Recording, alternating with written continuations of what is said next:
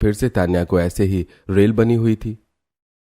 ये लीजिए आपकी पोहे और बाबा आपकी चाय के साथ में बिस्किट। और बहू, मैंने अभी तो तुझे दूध में रोटी डालने को बोला था, वो नहीं डाली तूने? हाँ दादी सास जी, बस मैं लेकर आ रही हूँ। ये लीजिए। तान्या ने अपने पूरे परिवार को सुबह के वक्त नाश्ता करवाया, जिसके बाद वो अपने कमरे में चली गई। कमरे में उसका पति अभी लैपटॉप पर काम कर रहा था। मर गई रे। क्या बात है तान्या, इतनी थकी हुई क्यों हो? आपको नहीं पता है जी कि मैं इतना क्यों थक रही हूँ? अरे नहीं बाबा, मुझे कैसे पता होगा, तुम बताओ ना कि क्या बात है। अभी जी, आपको भी मेरी बनी हुई रेल दिखाई नहीं देती? अरे ऐसी भी क्या बात है कि आप लोगों को हर 30 मिनट में खाना चाहिए? क्या मतलब है तुम्हारा तान्या? देखिए अभी जी, मुझे अपने मायके में एक बार से ज्यादा खाना बनाने को रसोई में जाने में भी मौत आती थी, और अब देखो मुझे यहाँ 24 बार खाना बनाना पड़ता है। अरे मैं किसी और को नहीं बोल सकती हूँ, लेकिन आपको तो मेरा ख्याल रखना चाहिए ना। आप ही मुझे नहीं देखोगे तो कौन देखेगा? अरे तुम कहना क्या चाहती हो, साफ साफ बोलो ना। मैं बस ये बोल रही हूँ अभी जी कि मैं ऐसे हर 30 मिनट में खाना बनाकर आप लोगों को नहीं दे सकती हूँ। अरे मैं भी तो इंसान हूँ ना, कोई रोबोट थोड़ी हूँ कि बस चाबी भर दो या चार्जिंग कर दो और काम खत्म। देखो तान्या, मैं जानता हूँ कि तुम्हें गुस्सा आ रहा है, लेकिन शुरू से ही हमारे परिवार का यही उसूल है। हम लोग हर आधे घंटे में भूख लग जाती है और खाना खाते हैं। अब भूख का इलाज तो खाना ही है ना, इसलिए तुम मेरी बात को समझो। तुम्हें खाना तो बनाना ही पड़ेगा, फिर चाहे जो ही हो जाए, समझी? अभी ने तान्या को बात को नहीं समझा, बल्कि उसे उल्टा ही समझाकर भेज दिया। बेचारी तान्या ने घर के कामों के साथ साथ हर आधे घंटे में खाना भी बनाया, और वो खाना बनाने को बाहर से भी सामान लेकर आई, जिससे उसकी हालत एकदम पतली हो चुकी थी। ऐसे ही चलते चलते अब 3 महीने गुजर चुके थे। इन 3 महीनों में तान्या बिल्कुल सूखी लकड़ी की तरह सूख गई थी। साथ ही उसकी आंखों के नीचे काले घेरे भी आ गए थे, लेकिन उसकी ये कमजोरी हालत भी घर में किसी को दिखाई नहीं देती थी। आज तान्या अपनी सहेली रिंकी के घर आई हुई थी। बाकी सब बातें छोड़ तान्या, तू पहले मुझे ये बता कि आखिर तुझे हुआ क्या है? तू तो कितनी अच्छी थी, ये सूखकर कांटा से कैसे हो गई है रे? कुछ तो बोल। मेरे ससुराल वालों ने मेरी ये हालत कर दी है रिंकी। तू तो जानती है कि मुझे एक बार से ज्यादा खाना बनाना जरा भी पसंद नहीं था, लेकिन अब तू मेरी किस्मत तो देख। मेरे ससुराल वाले हर आधे घंटे में खाना बनाते, और थोड़ा बहुत नहीं, बिल्कुल वो तो ऐसे खाते हैं जैसे कि वो लोग जन्म जन्म के भूखे हों। उन्होंने ही मेरी ये हालत कर डाली है। क्या तू उन लोगों के लिए हर आधे घंटे में खाना बनाती है? बड़ी हिम्मत है यार तेरी तान्या। यार इनकी मुझे बहुत डर है कि मेरे ससुराल वालों की आदत मुझे बीमार ना कर दे। तू मुझे कोई तो तरीका बता जो मैं उनकी हर आधे घंटे में खाने की आदत को छुड़वा पाऊं। भला कोई हर आधे घंटे में कैसे खा सकता है? यार तान्या, बुरा मत मानना, मगर मुझे तो तेरे ससुराल वालों के इंसान होने पर ही शक हो रहा है। तू ना एक काम करना, तू बस अपने परिवार वालों को फुल बॉडी चेकअप के लिए राजी करना, क्योंकि ये हर आधे घंटे में खाना तेरी प्रॉब्लम नहीं है, तेरे ससुराल वालों की भी प्रॉब्लम हो सकती है। इसीलिए तू ना उनका इलाज करवा, क्योंकि ऐसे हर आधे घंटे में चरने बैठना कोई आम बात नहीं है। सही बोल रही है तू रिंकी, मैंने तो कभी ये सोचा ही नहीं। ठीक है, मैं आज ही अपने घर वालों से इस बारे में जाकर बात करूंगी। तान्या रिंकी की एडवाइस लेकर अपने घर आ गई, जहां घर वालों से उसने इस बात को शेयर किया। तान्या को लगा था कि उसके ससुराल वाले उसकी बात को समझेंगे, लेकिन वो उसकी बात को उल्टा ही ले गए। अच्छा भाभी, तो आपके बोलने का मतलब है कि हम लोग नॉर्मल नहीं है, क्यों? यही बोलना चाहती हो ना आप? देखो सौम्या, बुरा मत मानो, मैं तुम लोगों के भले के लिए ही बोल रही हूँ। मत बोल यूं भले के लिए बहू, हम अच्छे से जानते हैं कि हमारा किस चीज में भला है और किस चीज में नहीं। समझ आया? आई बड़ी हमें समझाने वाली।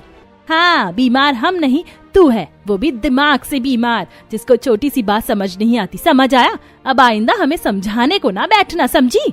हाँ भाभी, एक तो आप 1 घंटा अपनी सहेली के घर लगाई, पता भी है हमें कितनी भूख लग रही है। मेरा दिल तो पिज्जा खाने को हो रहा है, पिज्जा बना दो ना। ठीक है, आप लोगों को नहीं माननी है मेरी बात, मत मानो। और देवर जी, आप पिज्जा बातों से नहीं बनता है, ये बात आप समझ लीजिए। उसके लिए सामान चाहिए जो घर में नहीं है। अरे ओ बहू, सामान नहीं है तो जाकर लेकर आ जा। वैसे भी अपनी सहेली के घर जाने को तो बड़ी हिम्मत और वक्त है तेरे पास।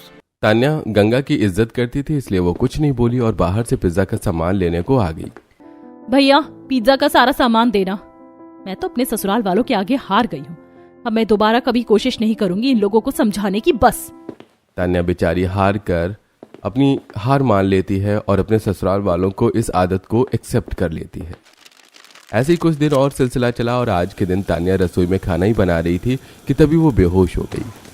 हे भगवान, माँ जी, दादी माँ, बाबा, अभी जी जल्दी से आइए, तान्या बेहोश हो गई है। सुरभि की आवाज को सुनकर घरवाले रसोई के ही अंदर आ गए और तान्या को बेहोश देखकर सभी जल्दी से उसे पास के ही डॉक्टर के क्लिनिक में ले गए, जहां तान्या को इंजेक्शन देकर होश में लाया गया। देखिए अभी भैया, अभी फिलहाल के लिए तो मैंने आपकी पत्नी को इंजेक्शन लगा दिया है और इनके होश भी आ गया है, लेकिन इनकी हालत बहुत ही ज्यादा खराब लग रही है। इनको आपको अच्छी किसी डॉक्टर से इलाज करवाना पड़ेगा। मैं इनके लिए यही सलाह दूंगा कि आप इन्हें शहर के किसी अच्छे बड़े अस्पताल में दिखा लें। छोटे से डॉक्टर केशव की बात सुनकर अभी अपनी पत्नी को घर ले आया, जहां उसने घर वालों को भी यही बात बताई। अब अभी को तान्या की चिंता हो रही थी। माँ, बाबा, तान्या बहुत ही ज्यादा कमजोर हो गई है। आज केशव ने तो उसको देखकर तान्या को शहर ले जाने को बोल दिया। मुझे तो अब तान्या की हालत देखकर बहुत ही ज्यादा फिक्र हो रही है। पता नहीं अंदर ही अंदर उसको क्या परेशानी बन रही हो। मैं तो कल ही तान्या को हॉस्पिटल लेकर जाऊंगा। बस अभी कभी कभी मैं तुझे इतना परेशान करवा दूं, कुछ नहीं हुआ है बहू को, जरा सा चक्कर ही तो आया है। डॉक्टर तो ऐसे ही मेल का बेल बनवाना जानते हैं। तू ज्यादा चिंता मत कर, बहू सही है। जब घर के कामों में लग जाएगी ना तो इसका ध्यान बट जाएगा। हाँ, माँ जी ने सही कहा। ऐसी छोटी मोटी तबीयत खराब से अगर हम डर जाएंगे तो बड़ी मुसीबतों का सामना कैसे करेंगे। तू ज्यादा परेशान ना हो, बहू सही है। घर वालों ने तान्या की तबीयत को कुछ नहीं समझा। उन्होंने उसे उसी के हाल पर छोड़ दिया और उसे किसी भी डॉक्टर से दवाई नहीं दिलवाई। घर वाले तान्या से काम भी पूरा ले रहे थे।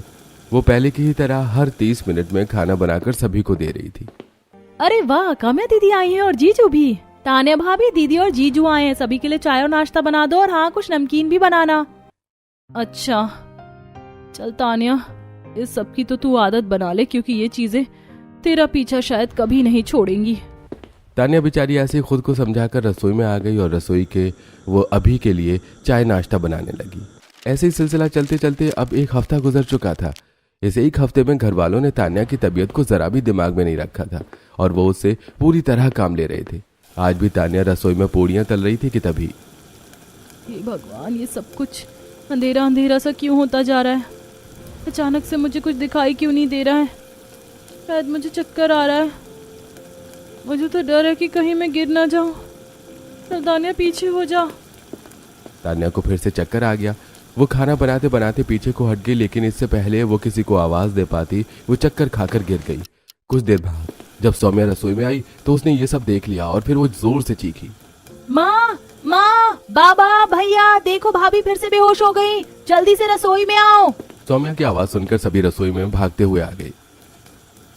तान्या, तान्या उठो, आंखें खोलो। तान्या, हे भगवान, इसे फिर लगता है डॉक्टर के पास ही लेकर जाना पड़ेगा।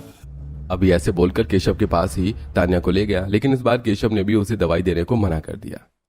अभी भैया, मैंने तुम्हें बताया तो था कि भाभी जी की हालत नाजुक है। अब इनके इंजेक्शन मत लगवाना, पता नहीं कि कैसे इन्हें बेहोशी हुई होगी। मैं इन्हें शहरी अस्पताल ले जाने की सलाह दूंगा। और हाँ, घर में कोई उपचार मत करना, जल्दी से इन्हें लेकर पहुंच जाओ। केशव की बात को सुनकर अभी ने 1 मिनट के लिए भी देर नहीं की और वो जल्दी से तान्या को शहर लेकर जाने को निकल गया। कुछ ही देर में शहर पहुंचकर तान्या को एक बड़े अस्पताल में भर्ती कर लिया गया, जहां तान्या को सीधे आईसीयू में रखा गया। डॉक्टर, क्या हुआ है मेरी पत्नी को? देखिए, आपकी पत्नी की हालत बहुत ही ज्यादा खराब है। उन्हें बेहद ही कमजोरी है और अगर उन्हें 24 घंटे के अंदर होश नहीं आया तो वो कोमा में भी जा सकती है। डॉक्टर की बात सुनकर सभी घर वालों के होश उड़ गए।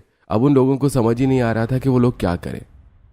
ऐसे तो ना बोलो डॉक्टर साहब, आपको तो भगवान का रूप बोला जाता है, आप कुछ करो ना। देखिए, हम लोग कोशिश तो अपनी पूरी तरह कर ही रहे हैं और बाकी ऊपर वाले की मर्जी है। राम ऐसे बोलकर चला गया।